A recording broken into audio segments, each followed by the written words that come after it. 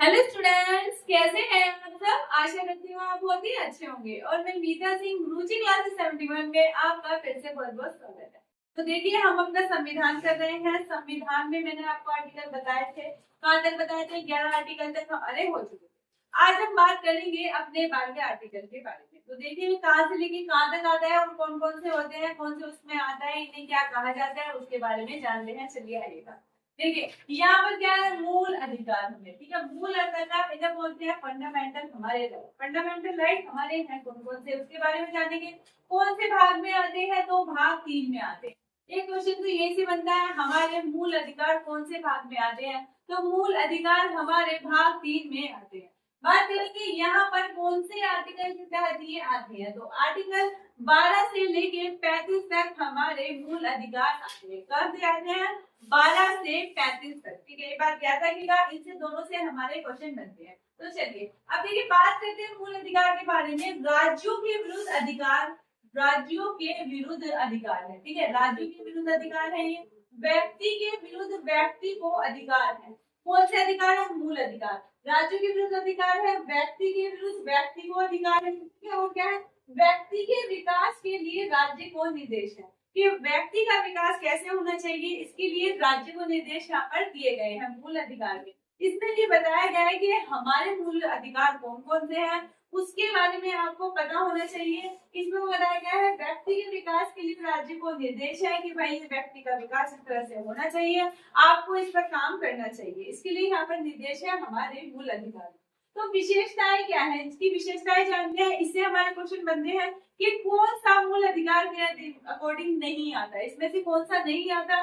4 option दे दिए जाएंगे, उसमें से पूछेगा इसमें से कौन सा नहीं है, या फिर दे दिए जाएंगे इसमें से कौन सा है। तो चलिए देख लेते हैं। फर्स्ट नंबर की अगर मैं बात करूं, आता है हमारा मूल अधिकार अमेरिका के संविधान से लिया गया है। पहला क्वेश्चन यही से बन जाता है। मूल अधिकार हमने अपने कहां से लिए हैं, तो मूल अधिकार हमने अपने अमेरिका के संविधान से लिए हैं। कहां से, अमेरिका के।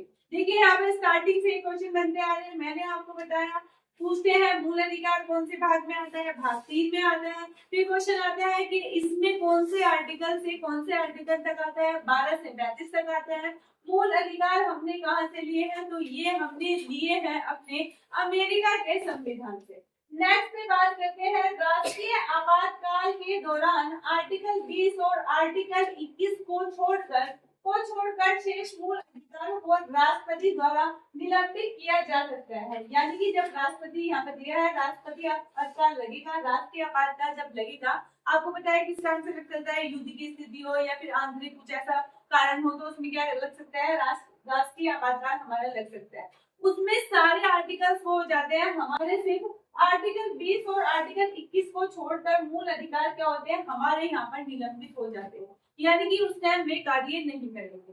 सिर्फ किसे छोड़कर, आर्टिकल 20 और 21 को। पेपर में यही क्वेश्चन आता है, अगर राष्ट्रपति आपातकाल लगता है तो वे कौन से आर्टिकल है जो निलंबित हमारे नहीं होते, तो वो है हमारे आर्टिकल 20 और 21 जो है, उन्हें छोड़कर हमारे सारे मूल अधिकारों को राष्ट्रपति द्वारा निलंबित किया जाता है उस टाइम तक जब हमारा राष्ट्रीय आपातकाल लगा हो, यानी कि इमरजेंसी लगी हो। बात करते हैं, यहाँ पर 3rd नंबर की बात की गई है, मूल अधिकार न्याय योग्य और वाद योग्य है। मूल अधिकार क्या है, न्याय योग्य है, वाद योग्य है। यानी कि इसके बारे में आप क्या कर सकते हैं, अपने अधिकार लेने के वाद कर सकते हैं, न्याय ले सकते हैं, इसमें आप कोर्ट में जा सकते हैं। अगर ऐसा नहीं है तो यहाँ पर वाद योग्य है, इसके बारे में आप न्याय ले सकते हैं। तो यहाँ पर ये बातें करें। क्वेश्चन ये आता है, क्या मूल अधिकार हमारे वाद योग्य है, तो बिल्कुल है। मूल अधिकार हमारे वाद योग्य है और मूल अधिकार हमारे न्याय योग्य है। कुछ भी पूछा जा सकता है, इन दोनों में से ही पूछते हैं। चलिए नेक्स्ट पे देख लेते हैं अपने, कोई भी व्यक्ति स्वेच्छा से मूल अधिकारों को नहीं छोड़ सकता। अगर आप चाहते हैं कि हम अपनी मर्जी से ही अपने मूल अधिकार छोड़ दें, तो ऐसा बिल्कुल भी नहीं है। आपकी स्वेच्छा नहीं चलेगी, आपकी इच्छा यहाँ बिल्कुल नहीं चलेगी कि आप अपनी इच्छा से क्या करें, कि यहाँ पर कोई भी व्यक्ति स्वेच्छा से मूल अधिकारों को नहीं छोड़ सकता। आप पे ये मर्जी लागू नहीं होती, यानी कि आप अपनी मनमर्जी यहाँ नहीं कर सकते। बात करते हैं, सर्वोच्च न्यायालय ने मूल अधिकारों को संविधान का आधारभूत ढांचा घोषित किया है। सर्वोच्च न्यायालय ने कहा है कि जो हमारे मूल अधिकार है वो हमारे संविधान का आधारभूत ढांचा घोषित करते हैं। ये किसने कही है, ये बात हमें कही है सर्वोच्च न्यायालय के द्वारा कही गई है। चलिए अब देख लेते हैं संविधान सभा। एक क्वेश्चन यहाँ से आता है, संविधान सभा में मूल अधिकार समिति का अध्यक्ष वल्लभ भाई पटेल थे। यहाँ पर पूछा है संविधान सभा में मूल अधिकार समिति के अध्यक्ष थे। तो देखिए क्वेश्चन बनता है मूल अधिकार समिति के अध्यक्ष कौन थे, तो कौन थे भाई हमारे यहाँ पर थे हमारे वल्लभ भाई पटेल। इसका याद रखिएगा, एक क्वेश्चन हमारा यहाँ से बनता है। चलिए अब देखिए आर्टिकल मैंने आपको बताया यहाँ पर भाग 3 में आर्टिकल 12 से लेके 35 तक आते हैं। तो जानते हैं आर्टिकल 12 के बारे में कि इसमें क्या कहा गया है। आर्टिकल 12 की अगर मैं आपसे बात करूं तो यहाँ पर राज्य की परिभाषा बताई गई है। तो आर्टिकल 12 में क्या बताया गया है, राज्य की परिभाषा बताई गई है। ये आप बात याद रखिए। आर्टिकल 13 देखिए इंपोर्टेंट भी है और आर्टिकल 12 भी इंपोर्टेंट है क्योंकि हमारे राज्य के बारे में बात हुई है तो इसलिए इंपोर्टेंट है। यहाँ पर आर्टिकल 13 में कहा क्या गया है, चलिए देख लेते हैं। आर्टिकल 13 के अनुसार 26 जनवरी 1950 के पहले अथवा बाद में कोई विधि यदि क्या करे मूल अधिकारों का उल्लंघन करती है तो वह विधि क्या होगी, उल्लंघन